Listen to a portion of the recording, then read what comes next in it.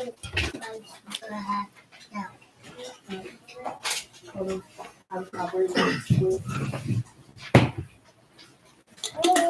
right, so we give praise, esteem, and honor to living Elohim. In the name of Yahushua HaMashiach this day. Pick it up in John 5 and 39. Search the scriptures, for in them you think you have eternal life. And there they which testify of me. And you will not come to me that you might have life. I receive not honor from men, but I know you, that you have not the love of Elohim in you. I come in my Abba's name, you receive me not. If another shall come in his own name, him you will receive. How can you believe which receive honor one from another and not the honor that comes from Elohim only? Do not think that I will accuse you to Abba. There's one that accused you, even Moses, in whom you trust. Had you believed Moses, you would have believed me, for he wrote of me. But if you believe not his writings, how should you believe my words? So praise be to Elohim. Let's go to Psalms 81 and 8.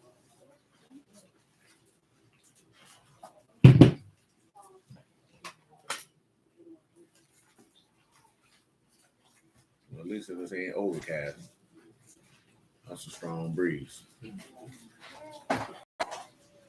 Hear, O my people, I will testify unto you, O Yasharal, if you will hearken unto me. There shall no strange God be in you, neither shall you worship any strange God. I am Yahuwah your Elohim, which brought you out of the land of Mizraim. Open your mouth wide, and I will fill it. But my people would not hearken to my voice, and Yasharal would none of me. So I gave them up unto their own heart's lust. They walked in their own counsels. Oh, my people had hearkened unto me, and Yasharal had walked in my ways. I should have subdued their enemies and turned my hand against their adversaries. The haters of Yahuwah should have submitted themselves unto him, but their time should have endured forever. He should have fed them also with the finest of the wheat, and with honey out of the rock should I have satisfied you. So we ended slow, man. Oh, appreciate it. I got a Michigan one like this too, man. Them hoes. This was for extra sweat. You ever did a bench hop over? Yeah, they ain't no joke. Y'all look like y'all know what I'm talking about. You're going side to side. Yeah, you set a bench and jump on each side of it. 20 seconds on, 10 seconds off. Yeah, right. I never knew his name was. I ain't never had no football game. Nevertheless, we were talking about milk. Let me ask you this here. Say out loud just in case you might have been the only person that might have been wires crossed, so we make sure that everybody be on the same page. What you're asking. You ain't got to leave the personal part out of it, but you ain't got to. Basically, you know how we've been taught that what fornication is, like, you know, fornication is sick for marriage and stuff like that, and we get an understanding now that fornication by Bible definition is just the unlawful acts of Leviticus 19, I believe. So just trying to get an understanding of. I think do y'all remember that when we dealt with them false gods, we talked about what we discussed last night before. Do y'all recall that? Does anybody not remember that? You're looking like you. No, he stated something, right? It's something we dealt with before, right? You know, when you deal in general, when people talk about fornication in these days and times, it's really talking about unmarried sex. When you look at the word fornication in Greek, it's dealing with illicit sexual activity. You know what I'm talking about? When you look it up in Hebrew, it's dealing with serving another God. You know what I'm talking about? But what we were dealing with last night was in the context of what we were reading. And what were we reading last night? Numbers. And that number's 25. So that's why I was mentioned last night in context on what we were dealing with. Because we were reading about the licentious, you know what I'm talking about? And the rights that went along with Baal Peor. So to be very specific on what we were dealing with, that had to be mentioned. Because they were doing things that he told them not to do in Leviticus 19. That's also why I mentioned in our law, if you did lay with a woman and she wasn't given to another man, you had to marry. You know what I'm talking about? But from my understanding, that was if she was a virgin, right? That was only if she. Yeah, that was only if she was a virgin. She was a maid and unbetrothed. Right. You had to marry. We can't go by the times that we live in now, where no one is a virgin. You know what I'm saying? By the time you run across this woman, she has had her freshness seal broken. You know what I'm talking about? 99.9% of the time, you probably not her first choice. What does that mean by first choice? Meaning the first nigga who imprinted her, or someone asked her to marry her before you did. You know what I'm talking about? Because if somebody asked you to marry her before, someone asked her to be married to her before you did, and it was something that she took seriously, then obviously you weren't the first nigga she ever wanted to marry. You know what I'm talking about? Which in some circumstances can put you in a less desirable position as far as power dynamics is concerned. You know what I'm talking about? Because at the end of the day, as a man, you should be more generally concerned with dominating the interaction and situation than anything else. You know what I'm talking about? That's supposed to be first and foremost. What do you mean by dominating? I mean that you're regulating or orchestrating. You know what I'm talking about? Guiding and moving everything according to the desire, will, and fashion that you desire for it to go. It's just that simple. And if they don't like it, you know what I'm saying? You can calmly pull the car over and do them like they did in Boys in the Hood and let him out the car. You know what I'm talking about? You want to get out, you can get out. Ain't nobody. One thing about it, nobody forces anybody to stay anywhere that they don't want to be. It's just that what most people look at is their option if they don't want to be there isn't desirable, so they stay there and then complain about being where they don't want to be because they don't like the other option. You know what I'm saying? You always have choices, but that doesn't necessarily mean that you may like the choice that you have, but you always got it. You know what I'm talking about? That ain't no different than what people look at with the word. They look at it and say, you know, I don't like this, but I don't want to go to hell, but I don't want to do this stuff over here either. It's always a choice. See, one thing about a choice is you don't get to dictate the consequences and repercussions of said choice when it is virtually effective. You don't get to make that decision. Do you know what I'm talking about? Come on back over here to Hosea chapter 9. Oh, then the other thing with a concubine, a man can't have a concubine in these days and times. You know what I'm talking about? Because he made a godly seed and it was only one. And if we go back and look at your forefather Abraham, he had one. That nigga didn't want to have sex with Hagar. You know what I'm talking about? He didn't seek out Hagar. What was Hagar? And who offered Hagar to him? And why did she do it? But she shouldn't have done it because Yahuwah had already made that promise at that time. So she ain't even had no business doing that. She was insecure, you know what I'm saying? Got in her emotions, in her flesh, and was like, I'll never be able to give my husband a baby. You know what I'm saying? You look at Isaac. Isaac never had another woman. And Jacob didn't want no concubines, and he didn't want Leah. You know what I'm talking about? He wanted Rachel and Rachel alone. Shoot, even Moses only had one. And Moses is a similitude of Mashiach, and he only had one. The Ethiopian woman. Do you recall her name? Zipporah was her name. He only had one.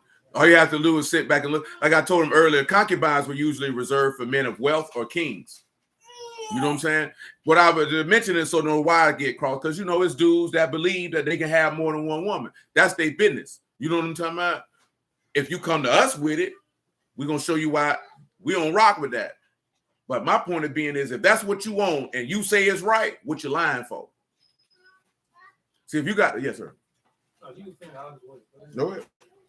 My question is, I know that you said if they come to us, you know, we don't do that over here. But the other camp say, is it just like neck and neck? No, it's not even neck and neck. It get to this point right here, right? If that's what you want, stay over there with that. I'm not finna try to push because the reason why I state that is you have. Is it right or wrong? Oh, it's absolutely wrong. But I'm talking about. But my point is this here. He know it. Sean probably know it. You know what I'm saying? He may know it a little bit because he ain't got as many of them on there though. Bruce will argue all day long about that topic. I'm not finna argue with no dude about where you place your penis. You know what I'm talking about? I just don't care that much because I've seen it for over 10 years. Dudes going back and forth about polygyny is wicked, you lustful, this, that, then the third. All right, bro, and that's what you want, and you say you got your verses to prove it, that's your business. Rock with that. But if that's what you want, what you lying about it for? You know what I'm talking about? Because if you believe you can have all these wives, what you lying to these women for? Why are you making this woman believe she the only one? Why are you not doing the X, Y, Z? And some brothers do. You know what I'm saying? But we can have a higher level of understanding than them. So you want to be like Mashiach? So yeah, I follow Christ. I done got plenty of dudes had them stuff. We kings. Oh, you a king, right?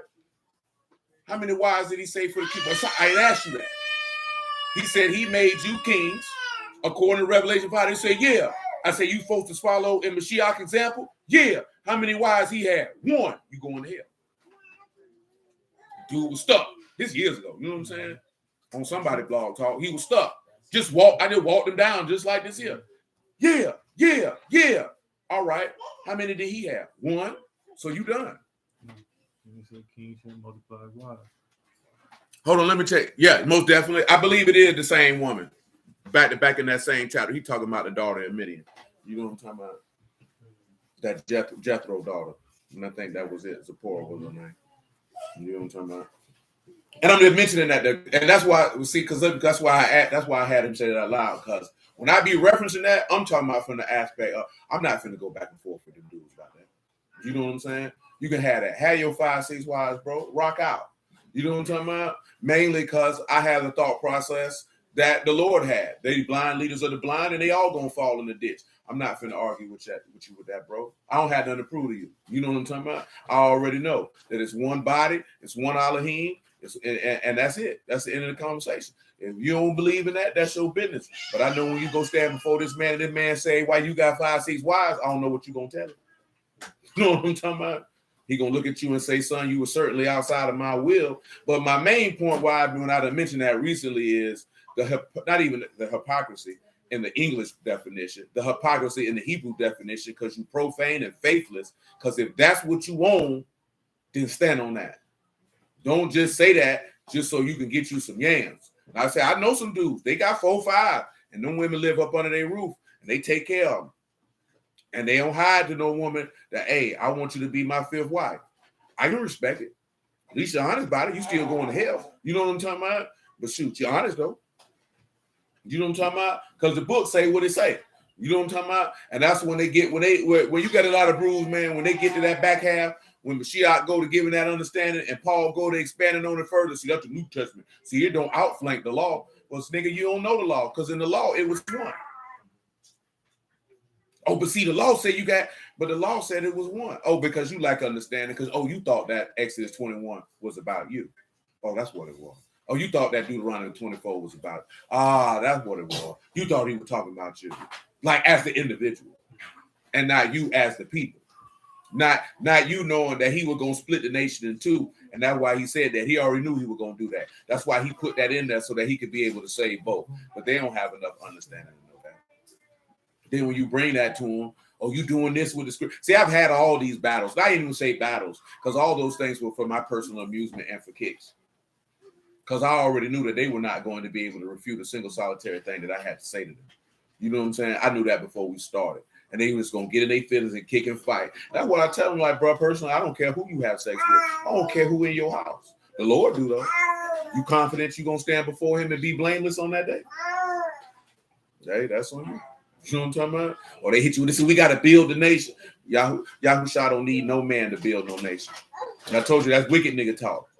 When you catch somebody talking about nation building, that's a wicked nigga. Because all you got to do is think back exactly what John the Baptist told them scribes and Pharisees. Somebody going to get Matthew chapter 3, right? Pick it up, verse 4, read it out loud. That's what you tell a nation building. You tell them what John the Baptist, you know what I'm talking about, told them scribes and Pharisees. That's what you tell them. But see, I'm telling y'all stuff because I wouldn't want y'all to engage in the things that I would engage in. You know what I'm saying? Because you might get frustrated, aggravated, you know what I'm talking about? And me, myself, that junk be for my own personal amusement. Because I know you don't know. I'm talking about if I'm talking to them one-on-one. If it's a group of people, it's for the people. I ain't even talking to you. Like that time we did that debate years back about can a woman preach or teach? I wasn't even debating, dude. I was just preaching. You just happened to be a part of something that I wasn't even talking to you. When he talked, I wasn't even listening. You know what I'm saying? I was off doing something else. Like I did waiting for him to hear say, "Oh, it's your turn." I don't even care what you talking about. You know what I'm saying? This was to expand information to the people. I look like debating a nigga about. You know how beta you got to be to sit here and try to fight and argue about a woman leading you, bro? You know, I'm talking about all to the side.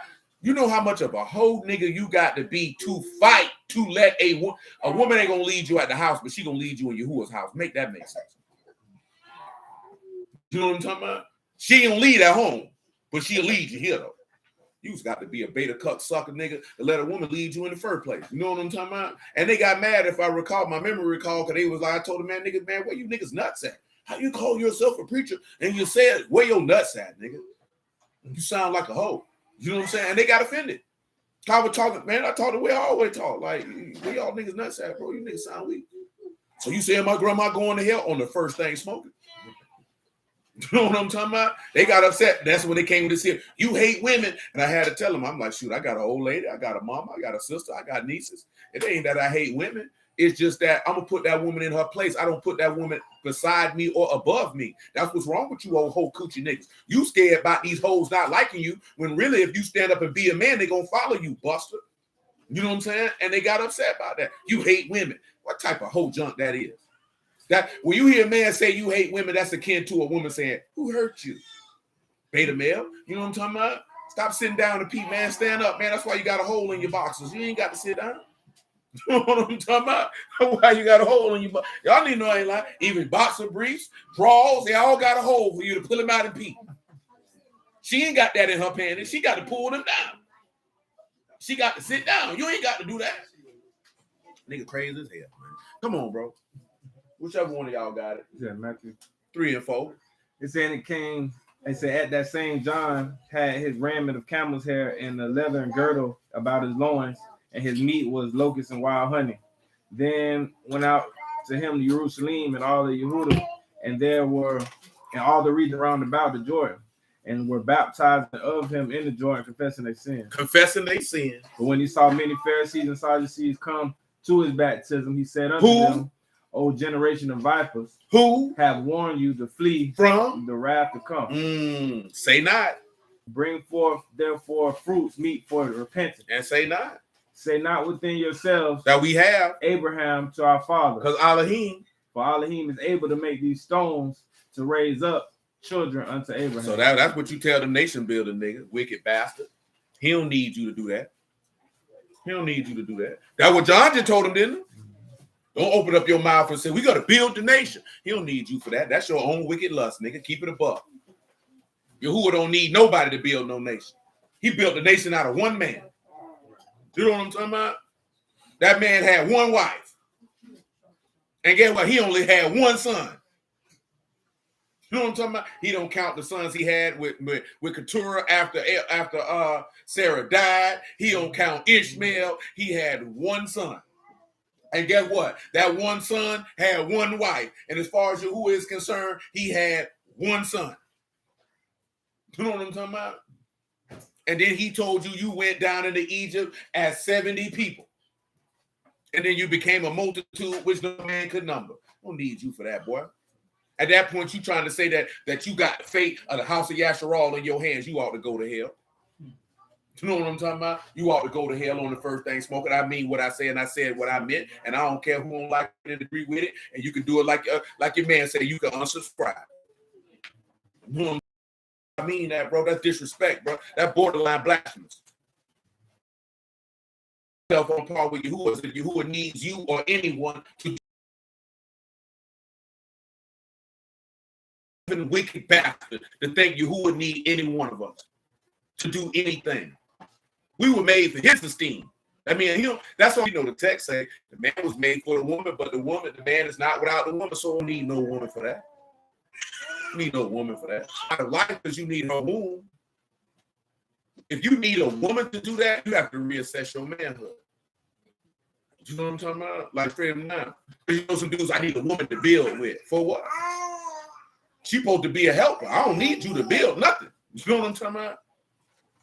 You know what I'm saying? I don't need you to be successful. I should be successful off of my own masculine drive. That's part of the reasons why this is one of the weakest generations of men to ever walk the earth. Let's check this out for each, man. Slide over here, man. What that is? Exodus.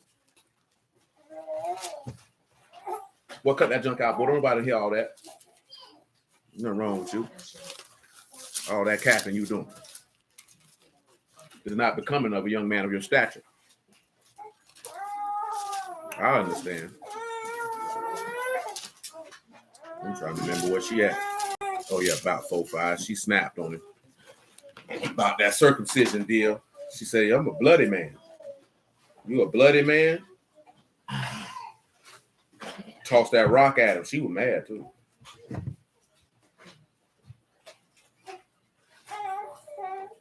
About 4:19.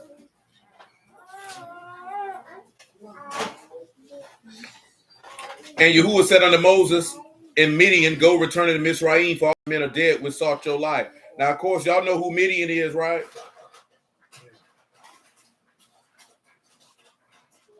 Yes. Exodus 4:19. Midian is one of the sons of Keturah.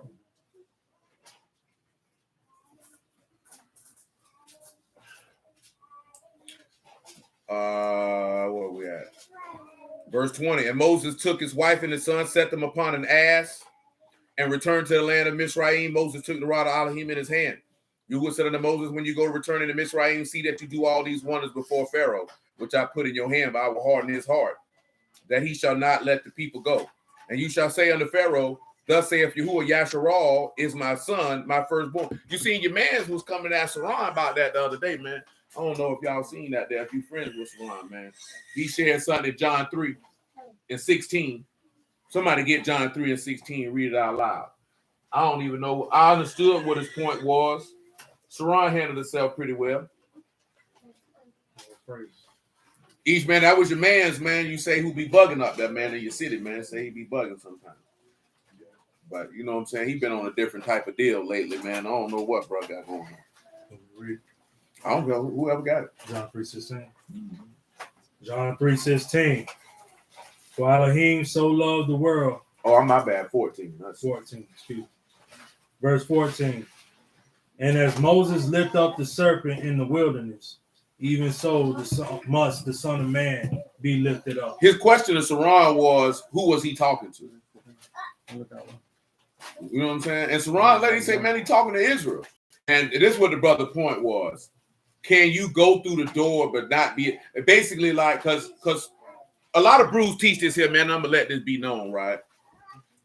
Let me ask y'all this here. Do Gentiles have to cleave to the house of Yasharal, yes or no?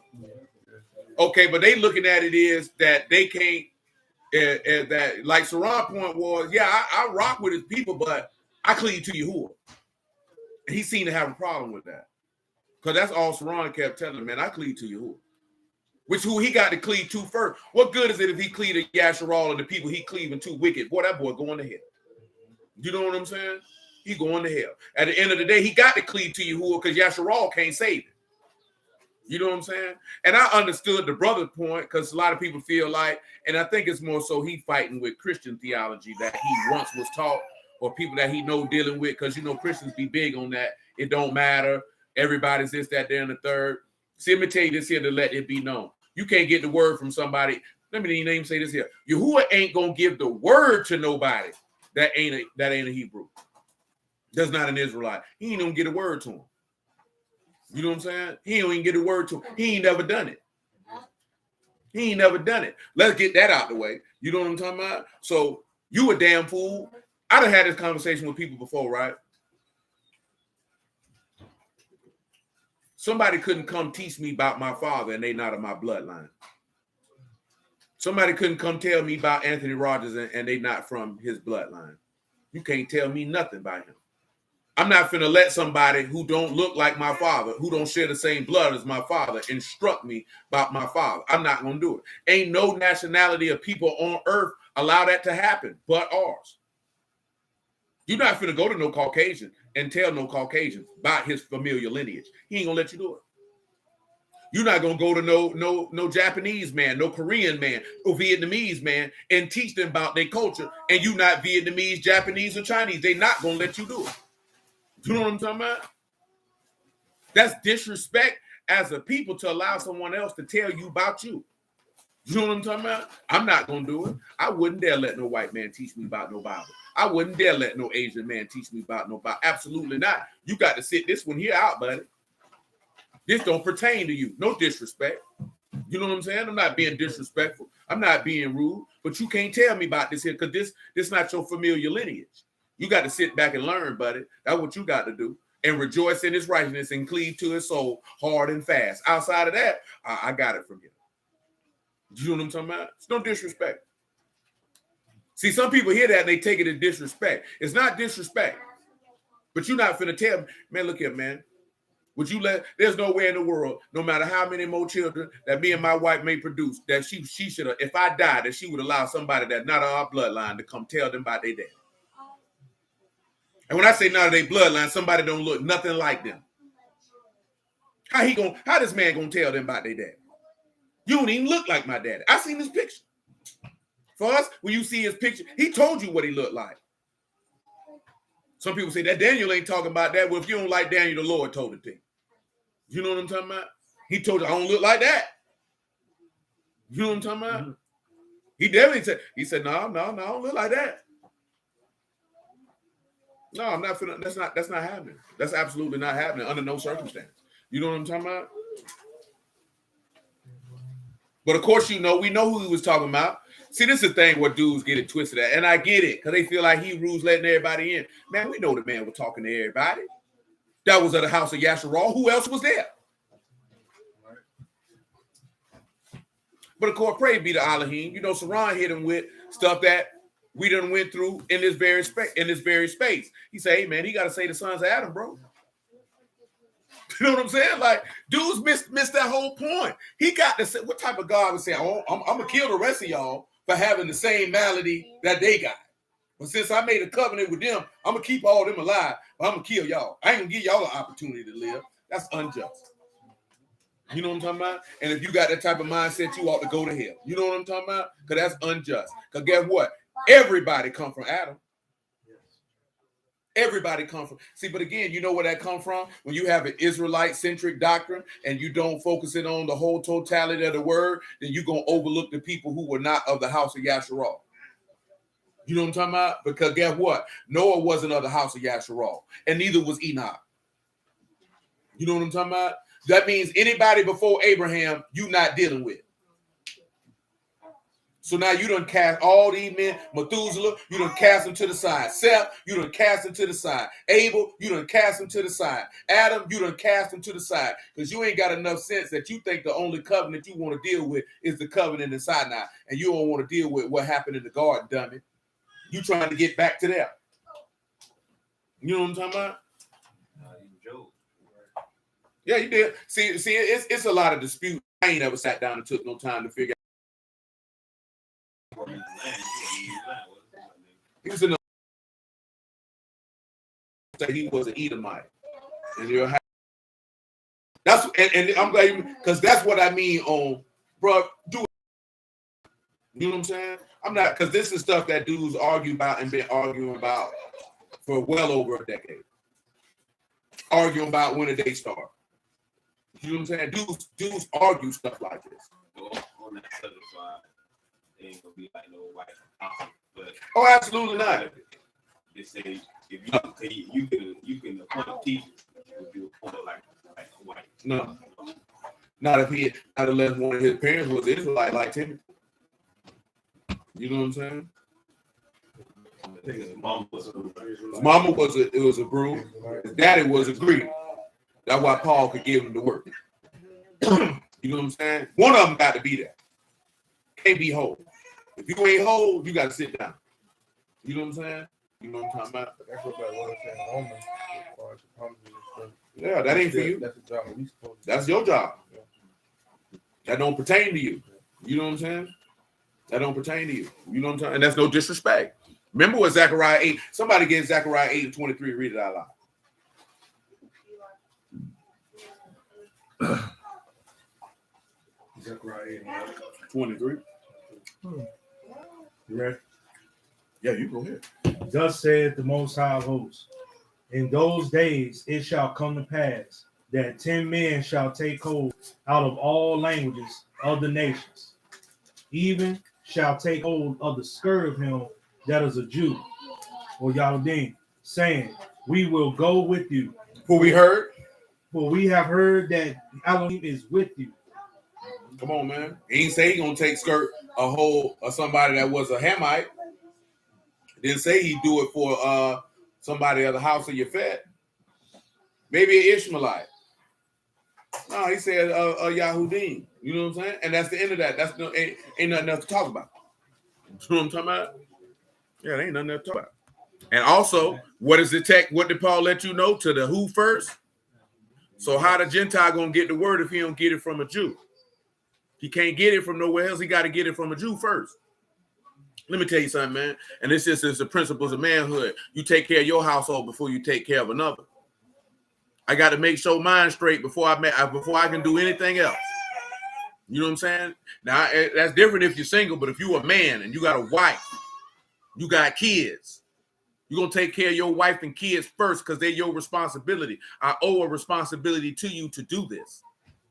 You know what I'm saying? That's why I be seeing stuff and people like, well, why these black men don't do this for these single mothers and their kids? That's not his responsibility.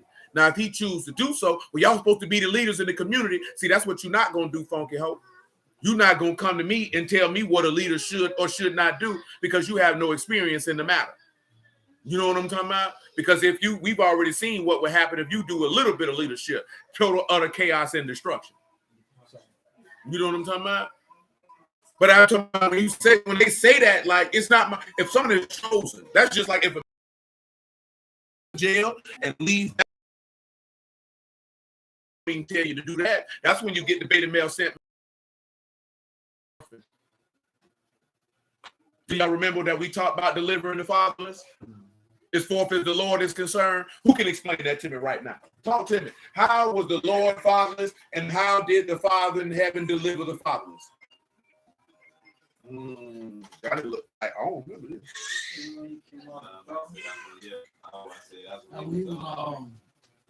on the stage. Y'all come away with wrong answers. I thought it was when he was on the stage when he said when he forsaken he was on the stage. That one of them, but y'all forgetting something. The strongest key component to be able to prove your point. So when did Yahushua? Somebody get me John chapter 19. When he gave the mama away, he wasn't fatherless when he came off the throne. But then you left out the other part to be a complete orphan. You want to be. The point I'm trying to get is, yeah, but my point is you need to be concise, leave no stone unturned, have every piece of single solitary information that you can throw at a matter. So when they walk off, they would know for certain that the Ruach HaElohim is in you. You don't want to be general. You don't want to throw the least amount of information. You want to be concise and deliberate and specific as humanly possible. Now, and I say that to go back. Do you remember them times? All them verses, all the time. That was to show you that you need to be as specific and pinpoint accurate as humanly possible. Let me not say humanly possible, as Yahuwah will allow. No, I know that, but that's why I say that. That's why I'm pressing you, because y'all not giving the whole story. When you get the whole story, that allows the individual not to be able to refute anything that you just offered them. They may disagree, they might kick and scream, but they won't be able to deny what you have said. You know what I'm talking about? So you come in this here, oh, his father forsaken him. He gave his mama away. He an orphan. He ain't got no parents. You know what I'm talking about? And guess what? Yahuwah stood up for him and rose him from the dead, and he defended the fathers just like he said he would. Because some people say he wasn't fatherless. Are you sure about that? You know what I'm talking about? But you know, I done told you that before. Y'all know what they say being fatherless now is because you're a single mother. That's not fatherless. That's irresponsible sexual behavior. You know what I'm talking about? If you had a child with a man and he's a deadbeat or he's a bum or he's a dusty or whatever adjective that they like to use in these times, that doesn't make your child fatherless. If his father is alive, that child is not fatherless. You participated in irresponsible sexual conduct, and therefore this is the byproduct that your son does not have a proper man to lead him. That's your fault. You know what I'm talking about? Just like that's his fault for not guarding his seed, knowing that he was an acceptable man to father a child, but yet he decided to drop his seed anyway. You know what I'm talking about?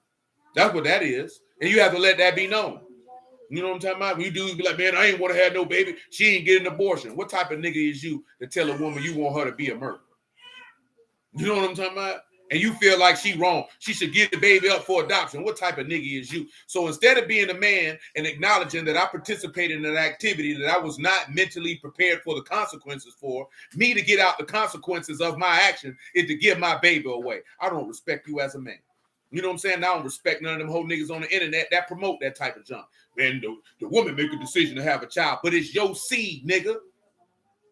That's your seed. So you made a decision to put that seed in that ground. So, nigga, if you knew you ain't want no corn harvest this year, nigga, why was you planting corn? So I don't respect none of that. It's easy to blame the woman because you want her to get a baby away and have the abortion and feel like you guiltless in the matter, but you not. Because at the end of the day, that's your seed, boy. That means you don't, when you hear a man say that, that means that man don't care about himself. You don't care about your seed. You don't care about yourself. I can't respect you as a man. Another example why this is the most weakest generation of men on the face of the planet. You know what I'm talking about? Complaining about a woman bringing forth your seed. Because I ain't ready to be a father. But you was ready to have sex. So that tells me you were ready. I wasn't ready to go to prison. Shalom, man. But you was selling crack. You was ready to go. I don't want to die. But you was doing gangster activity. Yeah, you did. You know what I'm talking about? See, that's not manhood. When you don't want to deal with the consequences of the choices that you made, when you don't like what's coming up from the decision that you made, talking about you wasn't ready. Oh, you was good and ready. That ain't our fault that you didn't weigh out the consequences of your choices. You know what I'm talking about? That ain't my fault if you didn't weigh out you could go to prison or a nigga up that fire on you or a baby could come. You liked it raw like ODB. Now deal with it.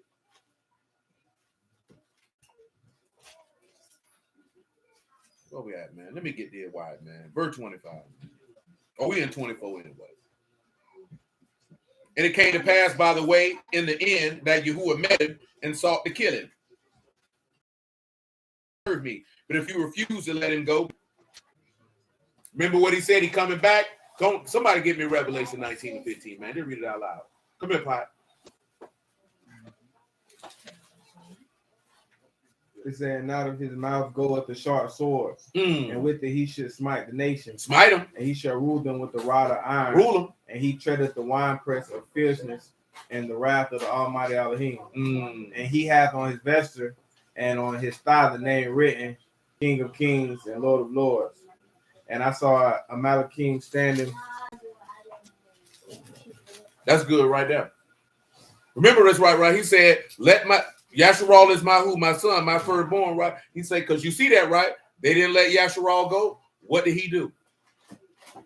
He slayed Egypt's firstborn. They ain't let Yahusha go. Just sit back and look at it, right? Somebody give me what it is, man. Are you okay? Do you remember when you used to sit here? Yeah, you were a small child. You too big for it now. You can go on. Are you a weirdo? Are you strange? Are you unorthodox?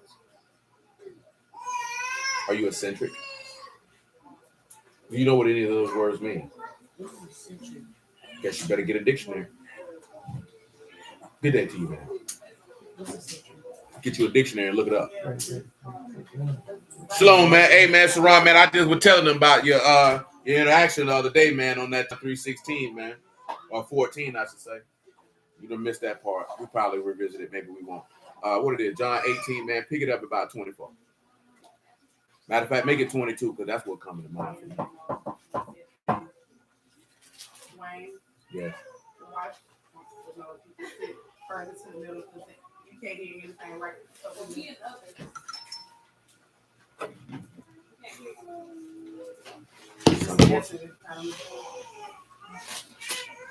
So you here now. I don't know.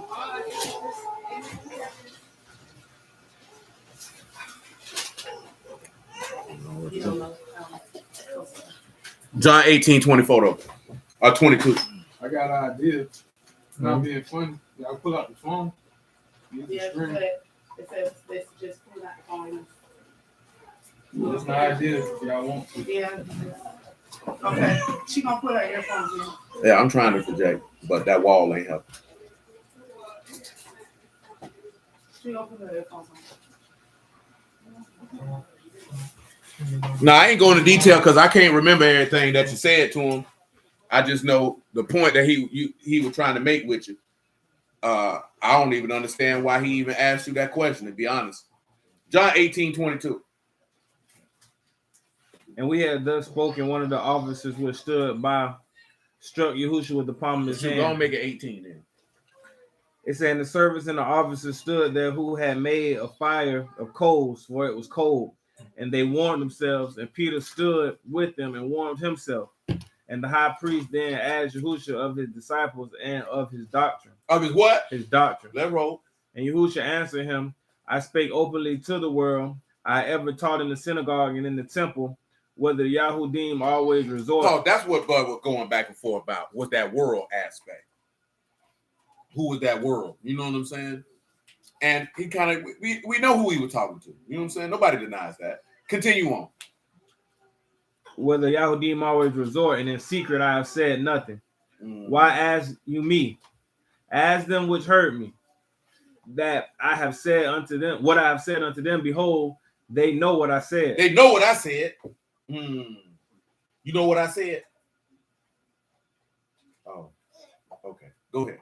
And when he was thus spoken, one of the officers which stood by struck Yahushua with the palm of his hand, saying, answer you, the high priest.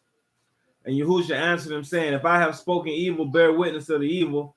But if well, why smiteth you me? Now Aeneas had sent them bound unto Caiaphas the high priest. And Simon Peter stood and warmed himself. And drop down to 28 for me. It say, then they led Yahushua from Caiaphas unto the hall of judgment, and it was early. And they themselves went not into the judgment hall, lest they should be defiled, but that they might eat the Passover. They wanted to eat Passover. Pilate then went out unto them and said, what accusation bring you against this man? Why? What y'all got? What you got on him? What did he say? They answered and said unto him, if he were not a malefactor, we would not have delivered him unto you. He wasn't a criminal. Then said Pilate unto them, take him and judge him according to your law. Judge him according to what? To your law. To what? Your law. What the people say? And the Yahudim therefore said unto him, it is not lawful unto us to put any man to death. That the saying of Yahushua might be fulfilled, which they spoke, signifying that what death he should die. So you know what they were doing? They were refusing to let him go. What question did he have, Saran? That made me think about why he posted something other. The same thing. He talking about the dude had a question regarding testimony. He told him to hit me up, and he declined. You know what I'm talking about? And I know the dude. You know what I'm talking about? I think that's why he came with, if you got to rely on this, that, then, the third. See, some people just don't want to deal with this here. Could have Saran could have tried to explain it to him? Probably so. But he was like this here. Why do all of that when you could just go holler at this man and he can help you out? See, some rules don't want to do that because they really not seeking for the answer. They seeking to go back. Because I wouldn't care. Well, I was talking to you. Why I gotta ask this man? Because that's what I would prefer for you to do. You know what I'm saying? Talk to him. He can explain it to you better. You know what I'm talking about? See, some dudes get offended by that, and then they try to make you feel like you less than a man because you asked them to do that. That don't make you less than a man. That's saying this person has more information in the matter that can explain it in a more clear and concise fashion than I can. That actually makes you more of a man because you understanding who you are and what you can do, and you don't have no pride to say, I don't got no problem directing you with someone who has better information on the matter. You know what I'm talking about? And that's just not even with word. Have y'all not had somebody call you about something and they tell, oh, you need to call such and such. He know about that better than I do. Only a damn fool would sit there and try to explain something to somebody when they know there's somebody that know it better than they do. I've had plenty of people, I say, I don't know nothing about that. Call this nigga here. He know. I don't know nothing about that. I don't deal with him. I'm not finna talk to a nigga about IT and I don't know nothing about that. I'm gonna tell him, man, you need to call Monte. He know about that. I don't know nothing about that. You know what I'm saying? Oh, you know what you know about him, man? My transmission messing up. Oh, man, you need to call my man Mike, man. You know what I'm saying? He be over there off Normandy. Call him. I don't know nothing about that. You know what I'm saying?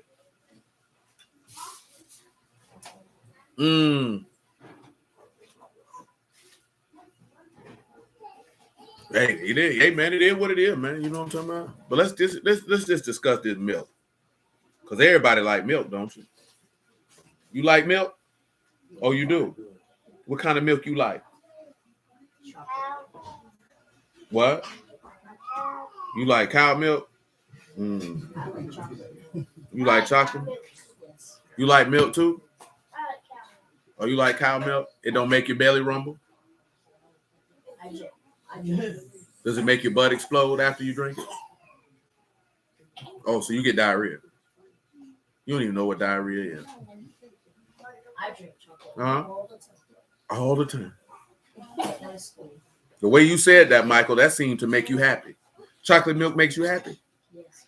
I understand. I'm not mad at you. I see it in his face. That boy lit up. Hey, I understand. I enjoy it also. I don't drink it much these days because I don't drink cow milk anymore. That's a part of it. Yes, that is a part of it.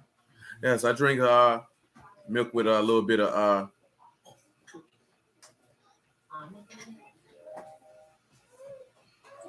Oh, he don't. He ain't even on it. He ain't even on it no more, man. He say if he wanted it, he would have came. He must not really want to believe the testimony because you covered it and made it plain before. It might have been that talking about Israel as a firstborn man, but instead of slowly walking away from the Lord. I can tell you that.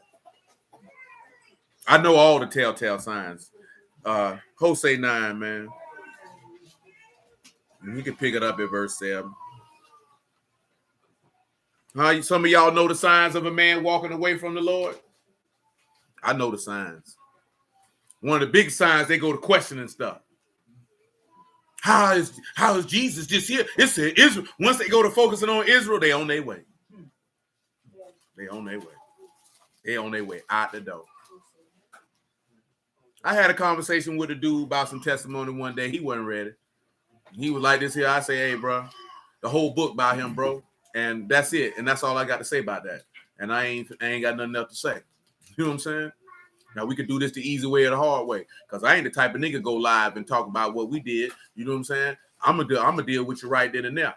Because if I go live, it's gonna be on a regular trap day, and I'm gonna clown you then. You know what I'm talking about?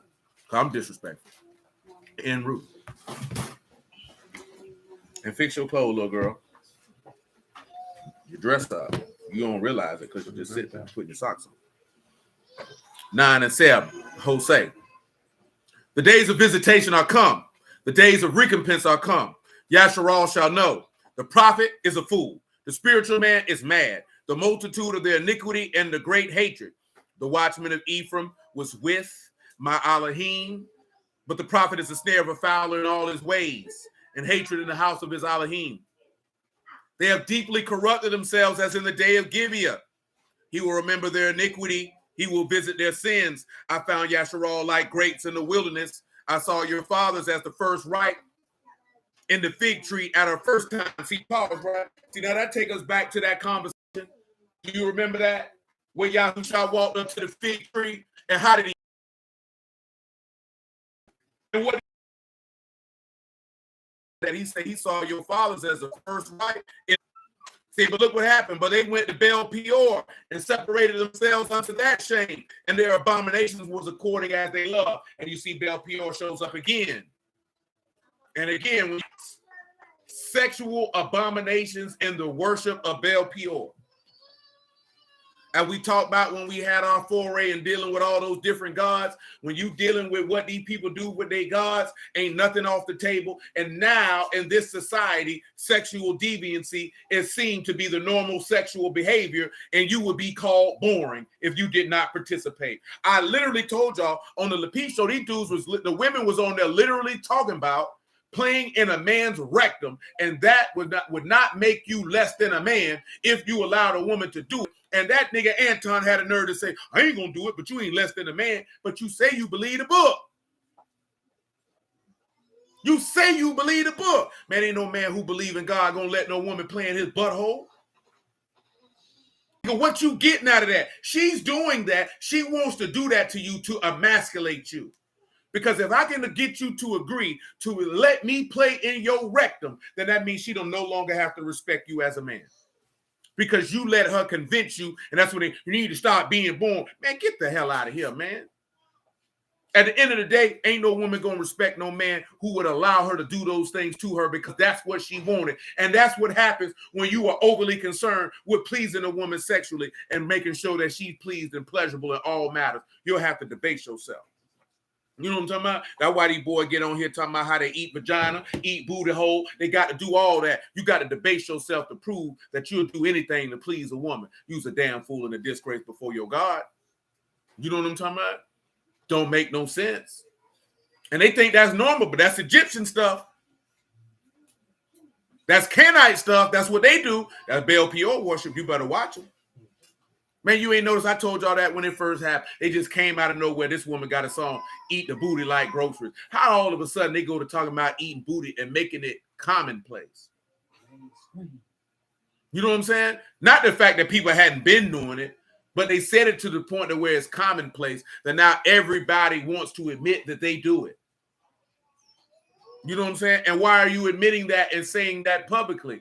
For the means with the hope of attracting a woman.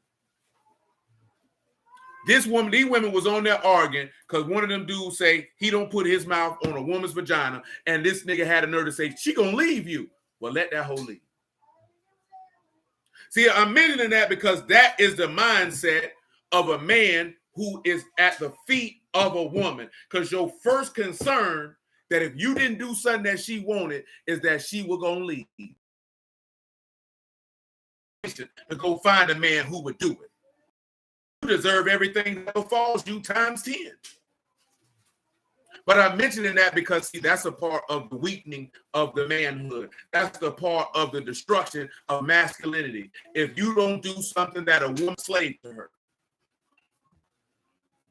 And don't no woman want no man who's a slave to her. She don't want that. That don't do nothing. If she's not even motivated to please you, you don't even have a wife. How can we say that? Because what do you will say you're supposed to be motivated to do all the days of your life? To serve and please him. And now who he said is in his image? The man. And who did he set over the woman? So what is the woman supposed to live all her days for in a mirror to the relationship between Yahuwah and Yasharal? And she's supposed to live, but you want to take that from her and prove to her that you can please her. You got that from your mama. Because you ain't get that from your daddy unless your daddy was a beta male. And when we say beta male, we say bot male. You's a female. You's a man of the house. Don't come around here and say, well, Jacob. No, he said he was a perfect man. He dwelt in houses. He wasn't a man of the house. You know what I'm saying? He ain't like, oh, to be in the house. Because you got to have understanding. He was dwelling in tent. He was dwelling in the house of the Lord, boy. You wasn't dwelling in no tent just to be in the house. Perfect men dwell in the house of the Lord. That's what Jacob was doing. You know what I'm saying? See, Esau was a man of the field because he was of the ground. Name written in the earth. Not in heaven. Uh-oh. They don't want to hear that. They don't like that, little Johnny. That don't make them feel good. My bad. That don't make them feel good. That don't make them feel good. Right, though. Ain't nothing wrong with pleasing your wife, but you ain't supposed to live to please her. That's her job. Don't take her job from her. You know what I'm saying? You want to take her job from her. She's supposed to delight in serving and pleasing you. That's her number one duty. And you say, nah, I take that from her. Now you want to be like her. It's my duty to please that booty. See, no, that ain't your duty. John Shad. John Shad. Got him out here wrong. Got him out here wrong.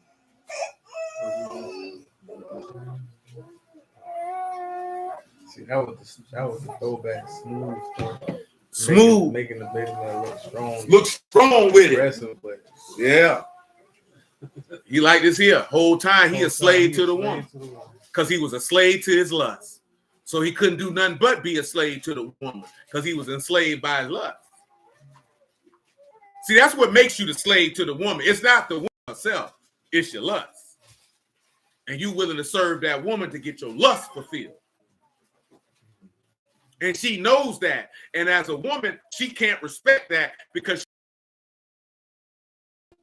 you know what I'm talking about? See, they don't want to deal with that. These women know. They know full well. They run across a man and she know he led by desires and she can manipulate him to get him to do what she want him to do. because he's led by desires, she knows that she's not in the presence of a leader. You know what I'm talking about? She knows this intrinsically. I can't trust my safety of myself and my children to this man. He's ruled by emotion. Can't you ruled by your desires? Because they can smell it. Because you got to understand something. They are the emotional kingpins. We just read last night what it said. She that liveth in what? Pleasure is dead while she lived. So to have a mind that is ruled by pleasure, you have the mind of a woman.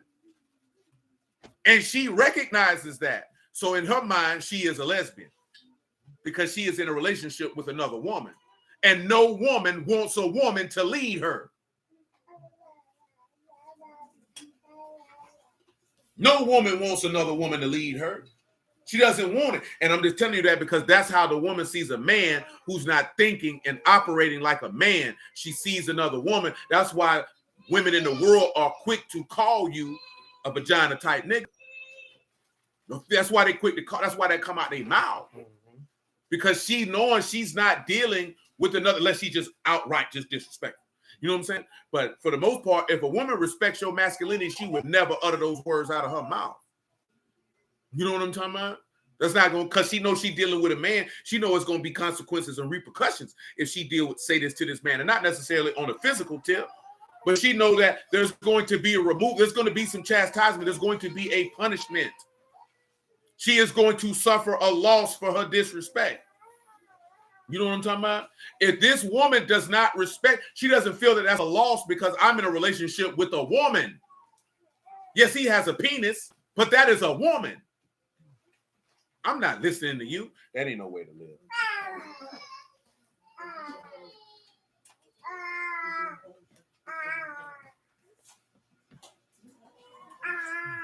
9 and 11, Jose. As for Ephraim, their esteem shall fly away like a bird from the birth, from the womb, from the conception. Let's talk about it. Y'all remember Ephraim? What does it mean? What does it mean? Somebody might need to slide. The Genesis, I can't remember the child. Let's see here, a little bit of cognac. Yes, it is. You can't find this here. Let's discontinue. I got the last one. At Nimbus anyway, for not a astronomically high price. One left in stock, huh? Yep. That was market report. No, it wasn't. That's gone. Yes, it means Yahuwah, I will be fruitful in my affliction, if I'm not mistaken. Of course, in the name and the definition, if you look it up, it's going to say doubly fruitful or double ash heaps. Who knows what an ash heap is? The byproduct of burnt coal. Or burnt something. Anything burnt up. So now, right, he that is fruitful in affliction, esteem shall fly away. Talk to me.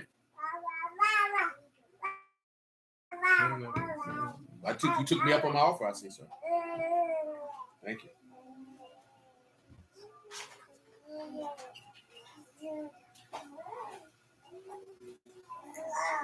Say Ephraim, esteem will fly away like a bird from the birth, from the womb, and from the conception.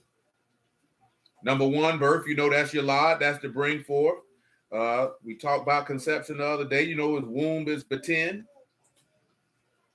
Belly, womb, body. See the hunger, see the mental faculties. Figuratively, the depths of Sheol. Y'all know what Sheol is, right? Yeah. And what is hell? The grave. Conception, of course, you know, is Heron. Physical conception, pregnancy. How did his esteem fly away in these instances? Would that be in this instance here? But would that be the ruach? Oh, no. Even if you mention that, right? Because again, I'm asking you all these questions. Let me make sure that I clarify each time as if you were going to explain it to another. That's how I want you to respond, as if you were going to explain it to another. Whoever that another is, that's up to you, who you frame and fashion in your mind, if you frame and fashion anyone at all. I don't want you to answer it in the regards that you just answering my question. I want you to answer it as if you were going to explain it to another person. Yes. Oh, Hosea 9 and 11. Gotta explain it to me. The reason why I'm doing this here, because this is to cause a different shift in your thought process of answering than what has been majority of the time. Ask a question and you just look at, let me say the right answer. Now you're gonna have to critically think. You know what I'm saying?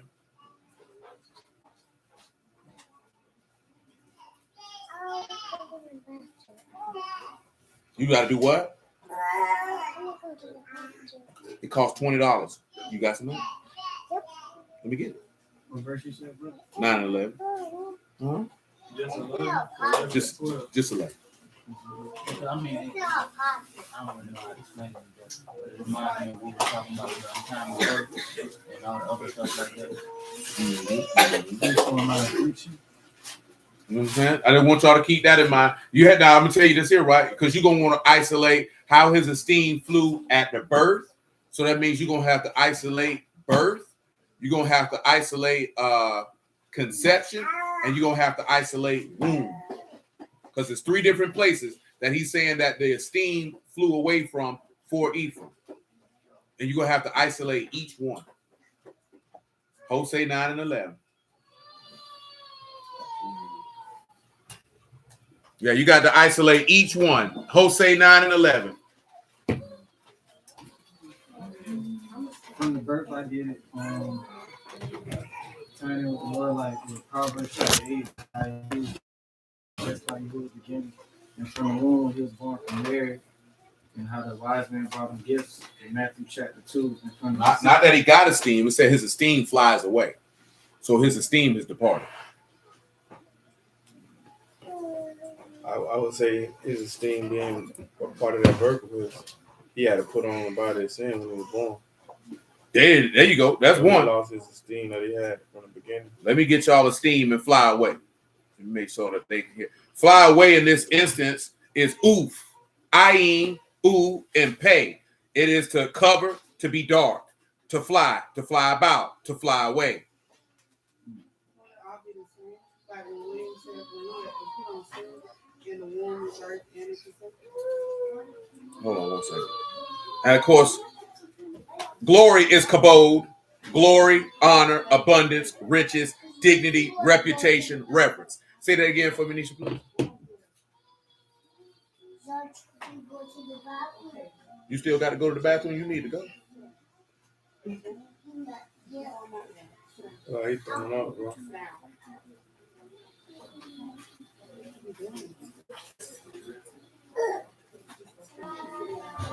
I'm trying to figure out how to. Number one, he just mentioned that there, right? When you look at from the birth. Because get Galatians chapter 4, right? Pick it up at verse 1 and let it ride out.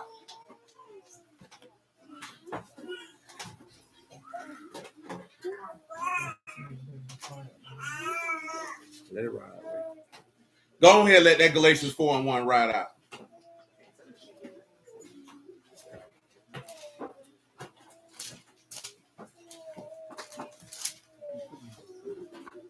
It say, now I say that the heir, as long as he is a child, differs nothing from a servant, though he be master of all, but is under tutors and governors until the time appointed of the Father.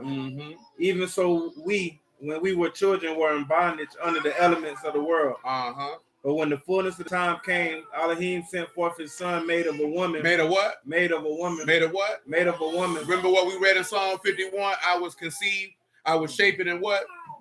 Which was that? Was the anxiety of death. So when you see that there, his esteem flew away right then from birth because he became the son of Adam versus the son of Elohim. He became lesser. Elohim became a man. His abundance, his reverence, his honor, his esteem, all of that went to the wayside. Now you look at the next thing. He said from the birth, now we come from the womb. The reason why I mentioned from the womb, because I mentioned the depths of Sheol to try to plant that in your mind. You know what I'm saying? Now come over here to John chapter 18. Is it 18? It's 19. 19 and 41. John 19 and 41. Now in the place where he was crucified, there was a garden, and in the garden a new sepulchre, wherein no man never yet was laid. There they laid Yahusha, therefore, because it was Yahudim's preparation day, for the sepulchre was nigh at hand. It says, the first day of the week commanded Mary Magdalene early, when it was yet dark, unto the sepulchre, and see okay, if one. Back it up to 18 then. That's where I stopped. 18 and about 39, I guess. You got to use the bathroom? Then go. It said, but ye have a custom that I should release unto you one at the Passover. Will ye therefore that I release unto you the Malachim of the Yahudim? Then cried they all again, saying, not this man, but Barabbas. Now Barabbas was a robber. Hold on, I don't want all that either. That's going to be too much.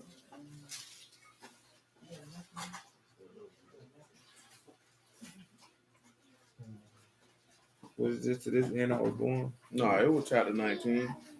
Already 41. You said 41. I need 38. 19 and 38. It said, after this, Joseph of Arimathea, being the disciple of Yahusha, but secretly for fear the Yahudim, besought Pilate that he may take away the body of Yahusha. And Pilate gave him leave. He came therefore and took the body of Yahusha.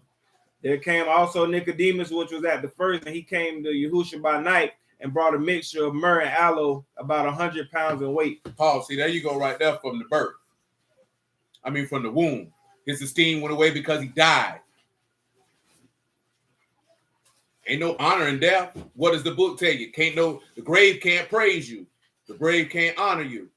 So Ephraim's esteem went away because the womb is Batan, and it also could mean figuratively the depths of Sheol. Also the womb, because that's also was a womb. You don't even realize that the grave, that Yahusha was the literal seed, and he went into the womb or the vagina and impregnated the grave in order to bring forth life. But see, that's a whole nother conversation. So guess what? Death gonna resist life every time. Life has never came out of death in the natural sense that a man died and lived. Does that make sense? Do you understand? So then when you look at the conception, well, when did the conception take place? Well, y'all mentioned it last night.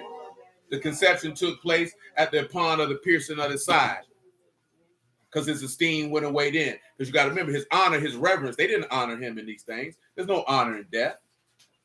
There was no honor in his birth. You know what I'm talking about? As forth as from where he came from. Like he mentioned in John 8, I was with him from the beginning of his way. He possessed me from the beginning of his way. Now he's made lesser. There's no esteem in that. Remember, he said he made him want to make himself a little Lord in the Malachim. You know what I'm saying? Didn't take on the nature of angels, but took on the seed of Abraham. That's lesser. You know what I'm saying? He said, who is man that Elohim should be mindful of him? That's part of the reason why he could make him a fatherless child and forsaken. Let him be an orphan. Now, of course, Yahusha was only an orphan for a small period of time. You know what I'm talking about? But he was an orphan nonetheless. How long was he an orphan for? What is it? 3 what?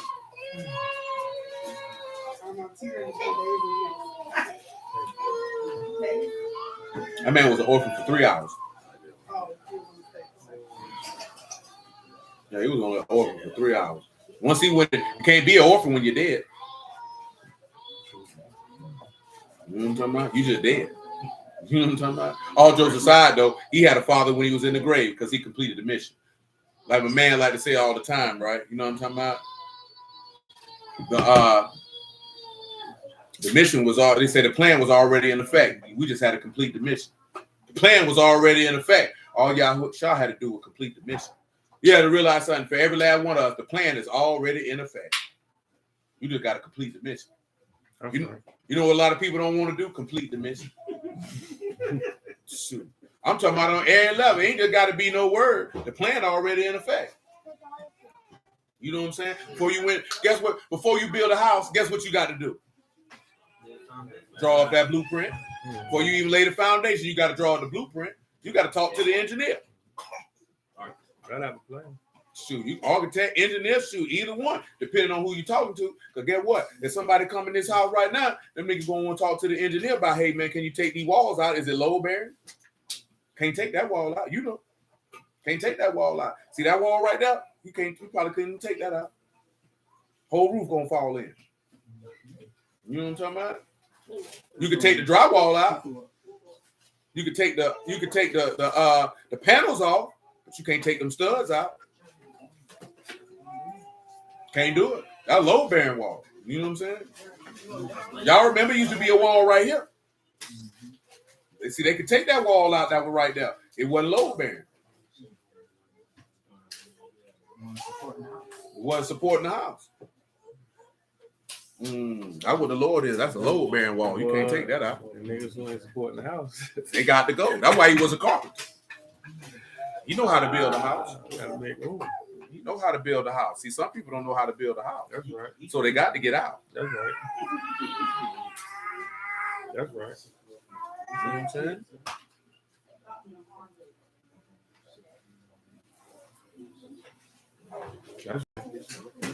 Get my money, man.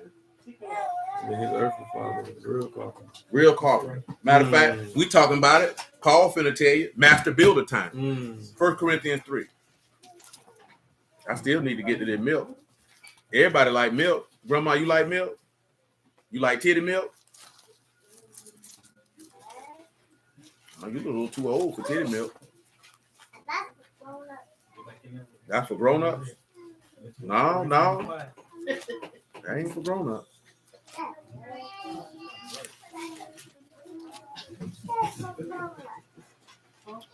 1 Corinthians 3:1, but look at the Lord. He allows us to come right in because I ain't get to the point where we in Hosea 9:4 when he say he dry up the paths.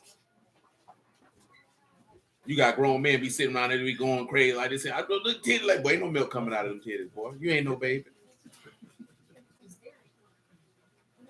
What'd you say? Huh?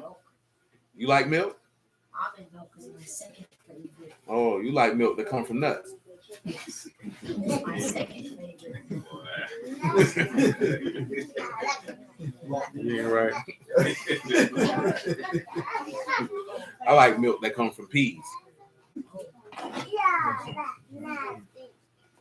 know what I'm saying? You like almond milk? You like it unsweetened or sweet? Anybody talking to you? I didn't think so. I think I really tasted unsweet almond milk. I think I would taste it. Sweet. What you like? I remember like. Huh? I used to put. I don't know what you're saying, Grandma. I used to put almond milk in my cereal. Oh, you used to put it on your cereal. Yes, when I wanted to. Oh, you like goat milk? I don't know what that is. Goat milk. Oh, you do? Yes, milk from a goat. That's what your forefathers drank. They didn't drink cow milk. They drank goat milk. Yeah, cow milk is a new thing in the earth. A lot more. Got a different type of tinge to it. Sharon said goat cheese is great. But in all seriousness, your forefathers, they drank goat milk.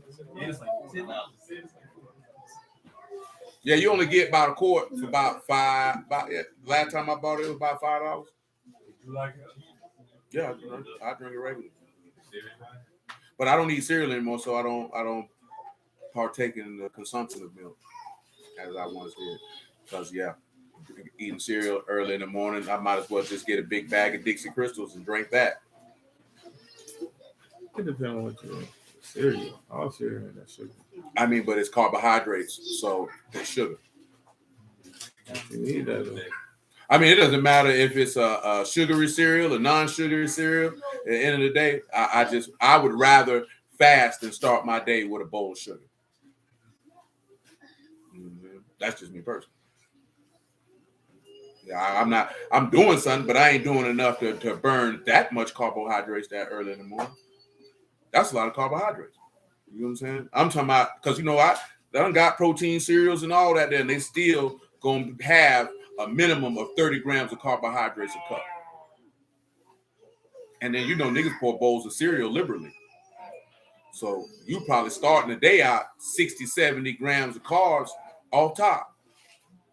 You know what I'm saying? And very rarely are they going to be the good carbs. So unless you're going to be participating in some high caloric activity, you're going to have a very high insulin spike in your body because of that large sugar intake from the carbohydrates. You know what I'm saying? So that's why I just decided to 6. You know what I'm talking about? Plus with my age, you know what I'm saying? I don't need to be taking in that level of sugar. They ain't going to do me no good. That's right. You know what I'm saying?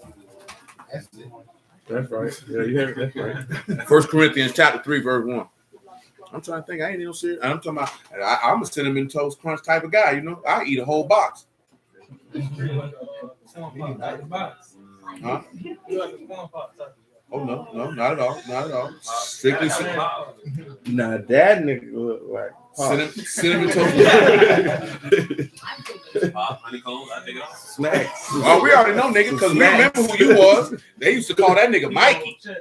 He likes it. That nigga used to eat like his daddy didn't feed him at his house. Man, shoot. That was like a young single man. I'm talking about, boy, that boy used to act like he was hungry all the time. Food. That nigga eat yours, his, and somebody else. And come back for Thursday. Like, what? That nigga used to eat, boy. That nigga ain't turned down nothing. Meal prep. Now, nigga, Monica like, I wish that nigga would. Don't you embarrass me in front of these people. She tell him that before they leave the house. He be feeling bad about it. I thought I went to her. Don't you go in there eating up all that food. You embarrass me. They gonna think I don't feed you. You know I feed you. I know, man. That's why he come with the big. You notice he always. Yeah. You think I ain't know? I know. I definitely feed that. I know. He come with a big tub of food. And she like this here. You would embarrass me in front of these people like I don't feed you. Mm-hmm.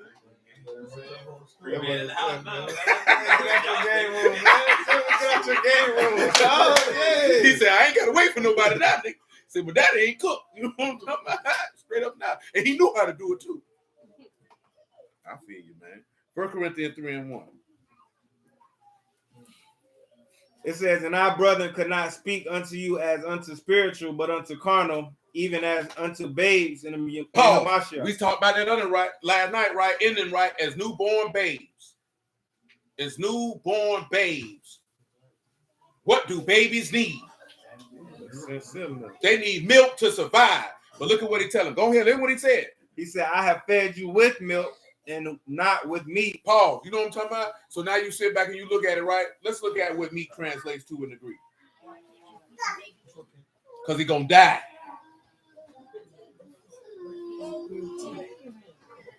He going to die. Just because you got teeth don't mean you can chew and properly digest the food. All jokes aside, and you would die. You can't give Madeline steak. She can't chew it.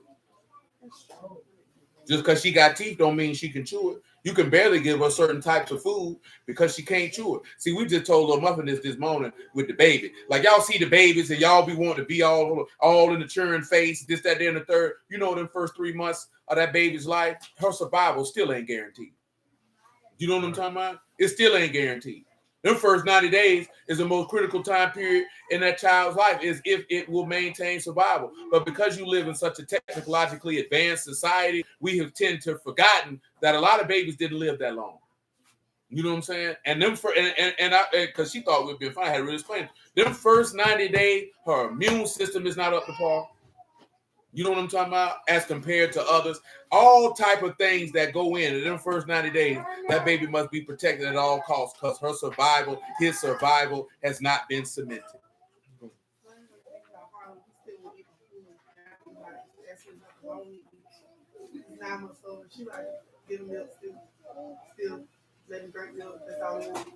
I mean, when you turn and say, look at it, because that is this cultural society. That baby would stay on the teat in most societies in ancient times for almost 2 years.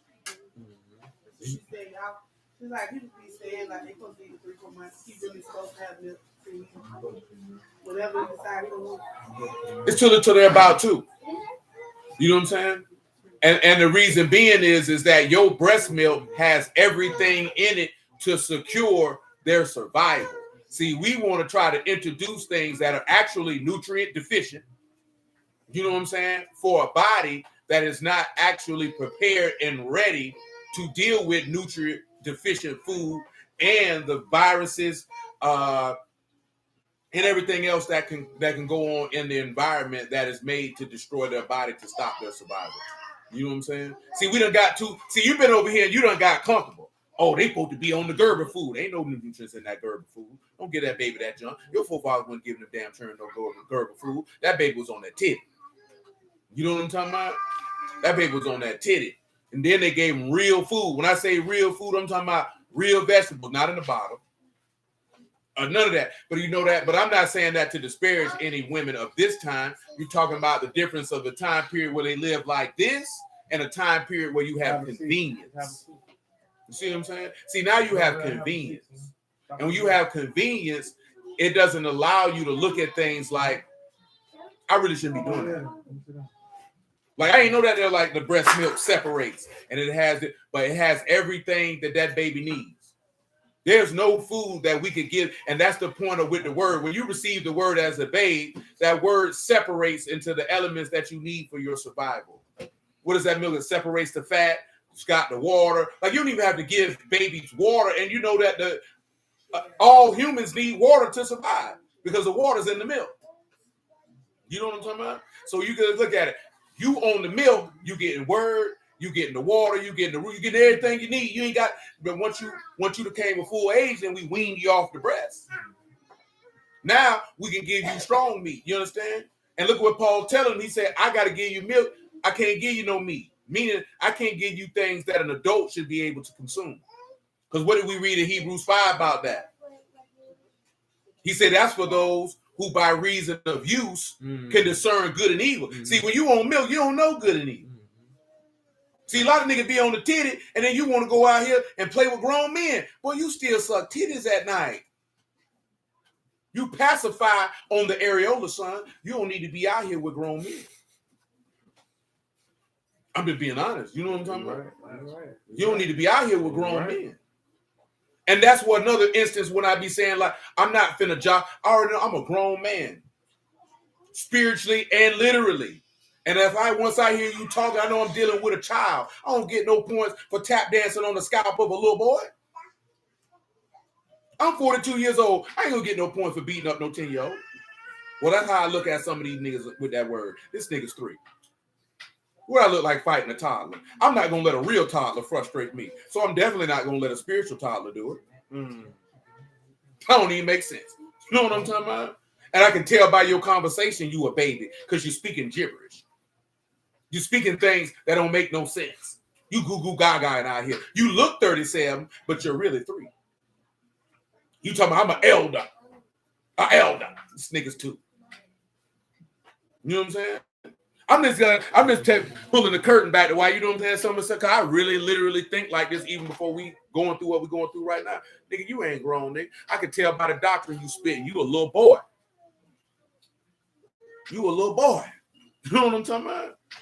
One thing about it, man, how you a spiritually mature man that's eating meat and you get emotional and doctrinal and word conversations.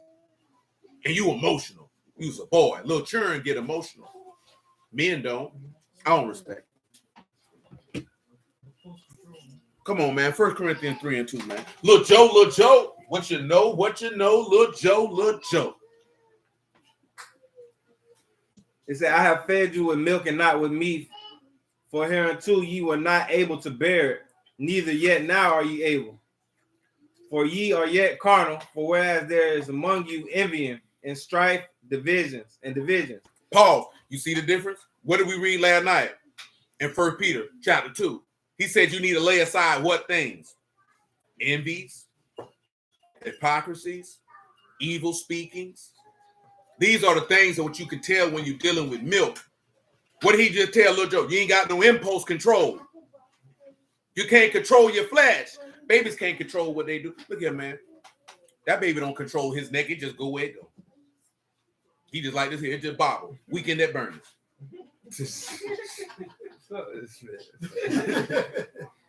Shalom, Christina. All babies do it.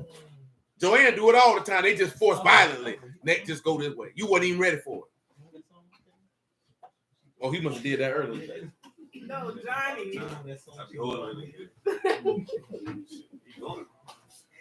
I mean, they just react. You think he gonna drop the baby? Not by accident. Not. Oh, you said it. Oh, Freudian slip. Not, but she gonna drop him on purpose. That was smooth. Dang, Johnny, she ain't got no confidence in you, cuz. Man, that nigga Johnny say, nigga, if he dies, he dies. You know what I'm saying? All jokes aside, though, you know what I'm talking about? Like, that's part of the play. When you on milk, because babies have no knowledge. They know nothing. They know nothing of their environment. You literally know when a baby born, they can't even see. Not like how me and you see. I mean, as they get older, they begin to recognize movement. You know what I'm saying? But they don't come out the womb and see bright and living color like all us see. Their eyes don't even work. So guess what that means when you come out the womb of being born again? You can't see good and evil. You can't discern good and evil when you hear it. You know what I'm talking about? You don't know none of that. And nourished. You know what I'm saying? And then that's when you get them off the tea. But see, some people, they come in a place like we finna read in Hosea 9, the paps are dry. Ain't no milk in them titties. All you ladies know what happened when ain't no, it's just, baby ain't no but dust in them. But hold on. But what makes the milk stop producing in your breast?